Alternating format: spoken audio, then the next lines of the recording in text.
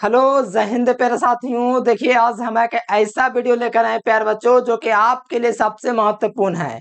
कुछ विद्यार्थी ऐसे होते हैं जिनको पढ़ाई में मन नहीं लगता है और कुछ विद्यार्थी ऐसे भी होते हैं जिनको पढ़ाई में मन लगता है। तो क्या कारण है कि पढ़ाई लगता है? आपको अगर मन नहीं लगता है तो क्या करेंगे तो आपको पढ़ाई में मन लगेगा। ठीक है प्यारे बच्चों, अगर इस वीडियो को आप लोग देखेंगे प्यारे बच्चों तो एक तो बात गारंटी है, उसके लिए आप पढ़ने के लिए तड़प उठेंगे। यानी कि आपको पढ़ने की इच्छा इतना ज्यादा होगा कि हम शब्दों में व्याख्या नहीं कर सकते। बस एक टारगेट होना चाहिए। मैं 5 वो चीज बताऊंगा जिसको आप लोग अगर अच्छे तरीके से फॉलो कर देते हो कम से कम 7 दिन पे, तो मैं गारंटी के साथ कहता हूँ आप लोग सेल्फ स्टडी 10-12 घंटा करने के लिए तैयार हो जाएंगे। ठीक है, तो इस वीडियो को पूरा देखेंगे तो पूरा अच्छे तरीके से आपको समझ में आ जाएगा। ठीक है प्यार बच्चों, तो चलिए फटाफट शुरुआत करते हैं। और साथ में आप लोग चैनल से पहली बार जुड़ते हैं तो चैनल को सब्सक्राइब कर लेना है। आइए फटाफट शुरुआत करते हैं। बस प्रयास रहना चाहिए आपको इस वीडियो को पूरा देखना है और पूरा वीडियो देखने के साथ साथ आपको समझ लेना है। आपको मन भी लगता है पढ़ाई में, नहीं भी मन लगता है कोई दिक्कत नहीं, इस वीडियो को देखिए अच्छे तरीके से समझ में आ जाएगा।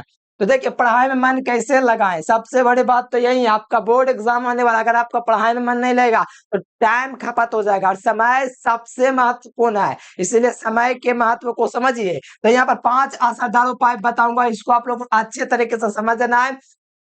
फिर पढ़ने के लिए आप लोग एकदम गारंटी के साथ कहता हूँ तरफ उठोगे। ठीक है, जैसे मैं मैट्रिक में 10 घंटा सिर्फ सेल्फ स्टडी करता था, 12th में 8 घंटा सेल्फ स्टडी करता था। कैसे? सेल्फ स्टडी का मतलब होता है खुद से पढ़ना, ट्यूशन को जोड़ के नहीं। अगर ट्यूशन का जोड़ेंगे तब तो 15 घंटा पहुंच जाएगा। ठीक है, तो आइए यहाँ से मैं शुरुआत करता हूँ प्यार बच्चों। सबसे पहला उपाय में आपको पहला उपाय करना, पढ़ाई का माहौल आपको बनाना पड़ेगा। क्या चाहिए प्यारे बच्चों?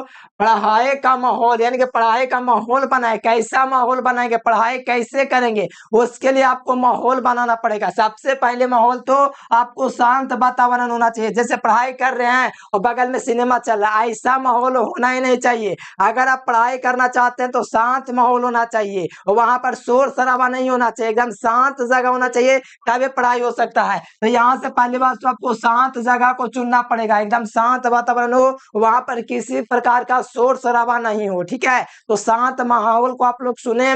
फिर उसके बाद साफ सफाई का ध्यान रखें। ये पढ़ रहे हैं और मच्छर भी काट रहा है तो इधर से मच्छर काट लिया, इधर से मच्छर काट लिया, और वहां से देखेंगे तो लो वहां से क्या चीज, मतलब साफ सफाई को आपको ध्यान रखना पड़ेगा। पहली बात साफ सफाई रहेगा तभी आपको पढ़ने में अच्छा लगेगा। ठीक है, एकदम साफ सुथरा जगह होना चाहिए।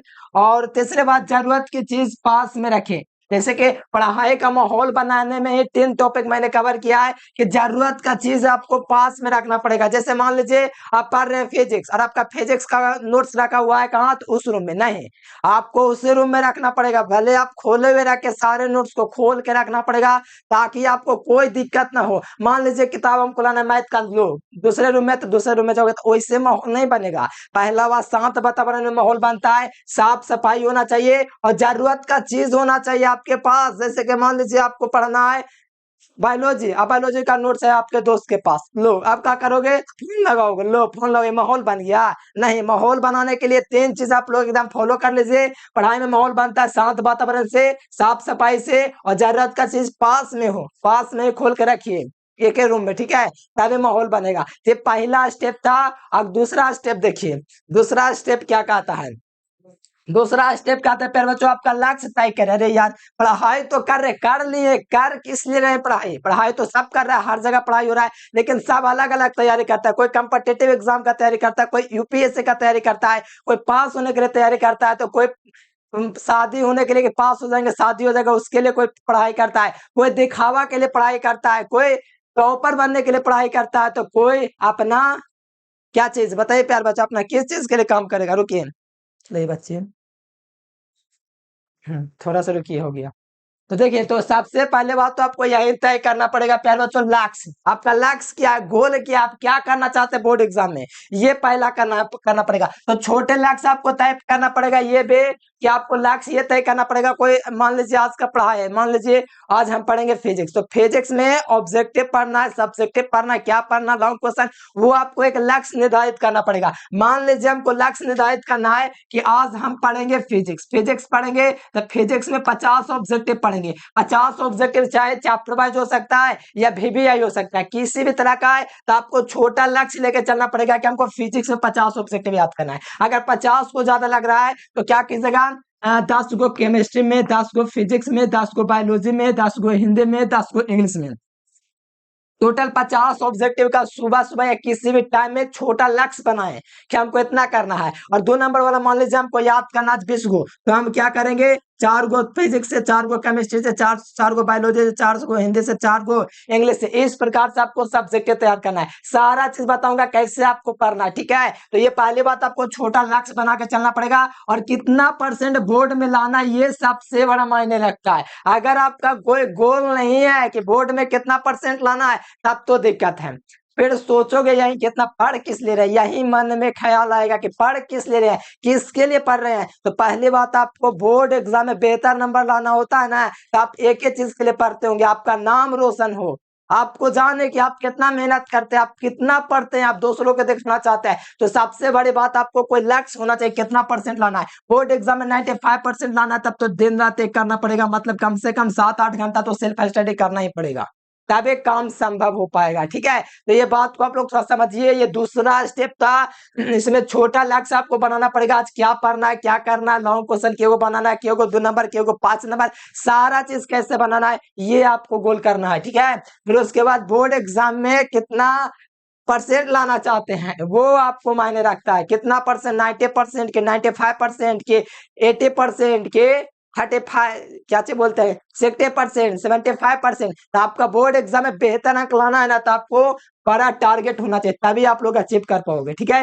ये दूसरा स्टेप था। अब अगला ये प्यार बच्चों, तीसरा स्टेप देख लीजिए, आपने पढ़ाई की योजना बनाए। मतलब योजना का मतलब ये कि आप एक सारणी बना लीजिए, ये नहीं कि आज फिजिक्स पढ़ेंगे कल केमिस्ट्री, ऐसा कभी नहीं कीजिएगा, ठीक है। हम भी पढ़ते थे तो रोज physics chemistry biology Hindi English सब पढ़ना होता था, बायोलॉजी तो नहीं, physics chemistry math Hindi English पांचों सब्जेक्ट पढ़ता था। एक्स्ट्रा में है तो उसको थोड़ा सा समय दे सकते हैं, कोई दिक्कत नहीं है। अगर ज्यादा समय आपको मिला तो ज्यादा समय दीजिए, लेकिन प्रत्येक दिन अपना सारा विषय विषय पढ़ो, यानी समय सारणी बनाए, मतलब समय सारणी बनाए कि आज हमको फिजिक्स 2 घंटा पढ़ना है, ठीक है, केमिस्ट्री 2 घंटा पढ़ना है। मान लीजिए आपका कोई सब्जेक्ट एकदम बहुत मजबूत है, मान लो आपका हिंदी बहुत मजबूत है तो 1 घंटा पढ़िए, इंग्लिश आपका कमजोर है तो 2.5 घंटा कर दीजिए, ठीक है।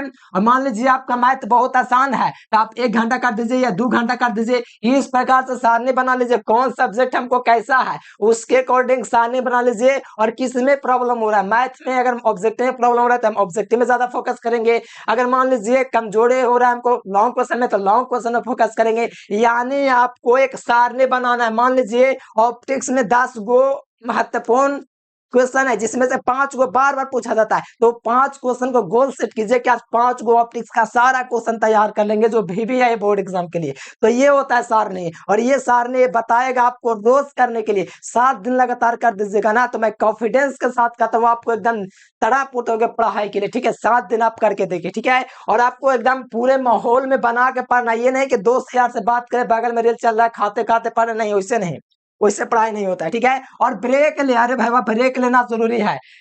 देखो ब्रेक नहीं लोगे तो यही लगेगा कितना पढ़ के एकदम दिमाग खराब हो जाएगा। पहली बात, आप अगर पढ़ाई इंटरेस्ट के साथ पढ़ना चाहते हैं तो मैं 2 चीज बोल रहा हूँ यहाँ पर ध्यान से सुनिए। जैसे आप पढ़ाई के, ठीक है, 45 मिनट लगातार पढ़े, चाहे ऑब्जेक्टिव पढ़े होंगे, चाहे सब्जेक्टिव पढ़े होंगे, चाहे आप long question derivation physics chemistry biology किसी का भी किए होंगे। तो मान लीजिए 45 मिनट हो गया ना, तो कम से कम 10 मिनट का ब्रेक लीजिए। उसमें आप लोग ब्रेक ले सकते हैं, पानी पी सकते हैं 10 मिनट, कुछ मनोरंजन कर सकते हैं, ये जरूर कीजिएगा। हो सकेगा तो थोड़ा शॉर्ट भी देख लीजिएगा, ठीक है।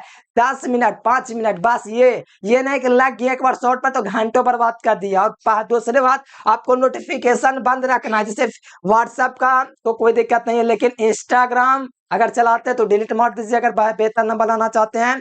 और दूसरा जो बर्बाद करता है फ्री फायर खेलना भी नहीं, ठीक है ये। और जो फालतू का जो ऐप है, जो फालतू का मैसेज होता है उसको डिलीट करो या तो ऑफ कर दो नोटिफिकेशन, ठीक है। ये भी इसी के अंतर्गत अगर पढ़ाई की योजना ऐसे ही बनेगा, ठीक है। और आपको ब्रेक लेना ही पड़ेगा, नहीं ब्रेक लोगे तो एकदम लिख के रखो, दिमाग बाउंस कर जाएगा, ठीक है। रिफ्रेश कीजिए थोड़ा दिमाग को। 45 मिनट पढ़े ना तो कम से कम 10 मिनट रेस्ट दीजिए अपने दिमाग को। लगातार नहीं पढ़ना, अगर लगातार पढ़ोगे कमर दर्द करेगा, पेट दर्द करेगा, यहाँ दर्द वहां दर्द, ऐसे नहीं, ठीक है। तो आपको थोड़ा सा रेस्ट लेना पड़ेगा 10-10 मिनट का, ठीक है। अगला देख लीजिए, और 1 गिलास पानी में पीते रहना पड़ेगा 45 मिनट पर। अगला देख लीजिए, अगला पढ़ाई के तरीके, देखिए पढ़ाई के तरीका बदलना है। पहले तो जब आना था मैट्रिक में कि रट रट के पढ़ लेते थे, अब देख लो ना 12th रट के पढ़ने वाली चीज नहीं है, हर चीज यहाँ पर आपको समझ के पढ़ना पड़ेगा, सारा चीज समझ के। जैसे मैंने बोला विद्युत तीव्रता क्या है, तो ई बराबर फार्मूला पता है, तो यहाँ से समझ के पढ़ना है हम लोग को। विद्युत तीव्रता का फार्मूला ये होता है, तो एकांक आवेश पर, मान लीजिए एकांक आवेश ये है, तो इस पर लगने वाला बल, इस पर क्या लगने वाला बल, इसी को कहेंगे विद्युत तीव्रता। विद्युत तीव्रता का फार्मूला E बराबर F बटे Q होता है। यहाँ पर लिखा हुआ समझ कर पढ़े, राटे नहीं है। विद्युत तीव्रता का परिभाषा याद करोगे जिंदगी में याद हो जाएगा, लेकिन रट के याद करोगे भूल जाओगे, समझ के याद करोगे जिंदगी भर याद रहेगा। एकांक आवेश पर लगने वाले बल को, F का मतलब बल, एकांक माने Q आवेश, एकांक मतलब एक होता है, एकांक आवेश पर लगने वाले बल, इस F का मतलब क्या होता है, बल होता है। एकांक आवेश पर लगने वाले बल को विद्युत तीव्रता कहते हैं। समझ के पढ़ना है, ये जैसे बोलना है, तो विद्युतीय क्षेत्र में इसको क्या बोलेंगे, विद्युतीय क्षेत्र बोलेंगे। विद्युतीय क्षेत्र में एकांक आवेश पर लगने वाले बल को, लग रहा है ना बल इस पर, तो लगने वाले बल को विद्युत तीव्रता कहते हैं। या तो ऐसे बोल सकते हैं, विद्युतीय क्षेत्र में एकांक आवेश पर लगने वाले आकर्षण या विकर्षण बल को विद्युत क्षेत्र की तीव्रता कहते हैं। तो आपको समझ के पढ़ना, जो भी चीज समझ के पढ़ेगा ना, तो निश्चित लिख के रखिए, एग्जाम में भूल भी जाइएगा ना, तो अपने भाषा में लिख दीजिएगा। और जो समझ के चीज पढ़ता है वो कभी भूलता नहीं है, ये आप लोग लिख के रखिए। कोई नहीं भूलता जो समझ के पढ़ता है, ठीक है। और नोट्स बनाए लो प्यारे स्टूडेंट्स, पढ़ा रहे हैं आपके गुरुजी ऑफलाइन, दिन रात एक करके पसीना बहा बहा के पढ़ा रहे हैं, और उस पेजा से आप लोग क्या करें, पसीना को पोंछ पाछ के फेंक दे रहे हैं बगल में डस्टबिन में, ठीक है। उस मेहनत को नहीं समझे, जिस मेहनत से आपको पढ़ाया गया है उसको डस्टर बनाए और मुंह पोंछे और फेंक दिए। अगर ऐसा करते हैं तो तमाचा ऑफलाइन ऑनलाइन में लगेगा डायरेक्ट, ठीक है। नोट्स जो भी बनाए, कहीं का भी नोट्स बनाए, आपका खुद का नोट्स होना चाहिए, खुद का लिखा होना चाहिए। और जो भी नोट्स मिलता है उसको रिवाइज कीजिए, नोट्स बनाइए अपने तरीके से, नोट्स बनाइए अपने भाषा में बनाइए नोट्स, कि ऑब्जेक्टिव में ऐसे लिखूंगा, सब्जेक्टिव को थोड़ा ऐसे पॉइंट जैसे होता है ना शॉर्ट रूप, तो वैसा तैयार कीजिए। जैसे विद्युत तीव्रता का परिभाषा हमको नहीं याद है, बस इतना याद रखेंगे फार्मूला, तो शॉर्ट नोट्स हो गया। यहाँ पर मैं लिख दूंगा बल बटे आवेश, क्या लिख दिया, बल बटे आवेश, यानी इसका परिभाषा हो गया कि एकांक आवेश पर लगने वाला बल को विद्युत तीव्रता कहते हैं। तो ये शॉर्ट नोट्स हो गया, जो आप लोग बना सकते हो खुद का नोट्स भी, अगर कोचिंग का भी नोट्स है तो बहुत अच्छा बात है। बाकी ये नोट्स आपको खुद से ही बनाना चाहिए कि कैसे हम और बढ़िया तरीका से याद रख सकते हैं अपने अनुभव के अनुसार। अगर ये सब कर लीजिएगा तो कहीं दिक्कत नहीं होगा। ये 4 स्टेप अभी तक हम आपको बता दिए हैं। अगर आप लोग नोट्स लेना चाहते हैं प्यारे बच्चों, बोर्ड एग्जाम में बेहतर नंबर लाना चाहते हैं, 100% लड़ने वाला क्वेश्चन लेना चाहते हैं, जो हर साल लगातार 5 साल से लड़ रहा है, आपको हर साल का प्रूफ दिखा दीजिएगा, तो इस नंबर पर कांटेक्ट कर सकते हैं, ठीक है। इस नंबर पर कांटेक्ट कीजिएगा तो आपको हर एक सब्जेक्ट का प्रूफ दिखा दीजिएगा कि क्वेश्चन पूरा लड़ता है, बस मेहनत से पढ़ने के लिए तैयार है तो टॉपर लिस्ट कोई बड़ी बात नहीं है। ये 4 स्टेप था, अब एक स्टेप बच रहा है जो कि फाइनल स्टेप होगा, और यही आपका तय करेगा नंबर, ठीक है। अगर ये नंबर तय करेगा सबसे बड़ा, यानी कि कहे तो रेड का हड्डी यही है। अगर ये आपका साथ नहीं देगा तो बढ़िया बढ़िया लोग समंदर में बह जाता है। जैसे ये वाला जो आप लोग देख रहे हैं ना, अपनी सेहत पर ध्यान रखिए, अगर ये साथ नहीं देगा ना तो जिंदगी में कुछ नहीं करोगे, ठीक है। सेहत सबसे बड़ी चीज है, सबसे बड़े प्राथमिकता दे सकते हैं टॉपर बनने में, तो वो सेहत है। अगर आपका सेहत बिगड़ा बाबू तो तबाह हो जाएगा 12, ठीक है। सेहत पर सबसे ज्यादा ध्यान रखना है, या सेहत पर ध्यान नहीं दे, निकल दिया स्कूटर लेकर, लो एक्सीडेंट हो गया, 6 महीना बिस्तर पर रहेंगे, पैर टूट गया, लो हो गया बर्बाद 12। इसीलिए सेहत पर ध्यान रखना है। सेहत का मतलब ये भी होता है कि चलने फिरने एकदम सतर्क रहेंगे हर जगह। सेहत का मतलब यही नहीं कि बुखार लग गया 6 महीना ऐसे हो गया। सेहत का मतलब ये भी है कि सावधानी पूर्वक आपको रहना पड़ेगा, ठीक है। हर कदम कदम पर आपको फूक फूक के चलना पड़ेगा, कहीं कोई दिक्कत ना हो। तो सबसे पहले अपनी सेहत पर ध्यान रखने के लिए सबसे पहले आपको सतर्क रहना पड़ेगा, ठीक है। ये भी एक सेहत ही है। और दूसरा बात, पर्याप्त नींद देना पड़ेगा। मैं अगर बात करूं 12th में पढ़ता था तो नींद पता कितना घंटा लेता था, लगभग 7 से 8 घंटा ले लेता था नींद।